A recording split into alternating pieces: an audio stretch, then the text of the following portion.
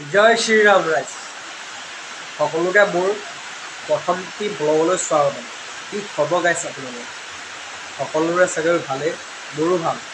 কিন্তু ৰাতিপুৱা আজি শুই উঠি দেখিলোঁ কালি ৰাতি 12টামান বজাৰ পৰা একদম বৰষুণ দি গোটেই পানীয়ে পানী কৰি দিছে। আজি গোটেই পানী, আমাৰ আগফালে গোটেই পানীয়ে পানী।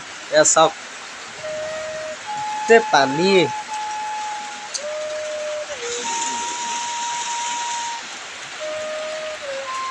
পানী এখন কঠীয়া তলি গোটেই ডুবি আছে।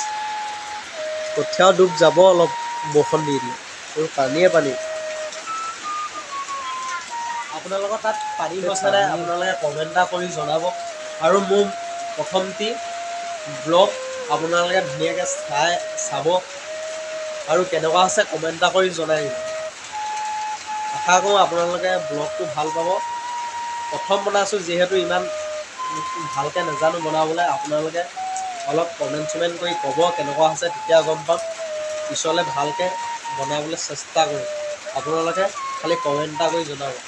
যদি ভাল লাগে লাইক এটা কৰি দিম।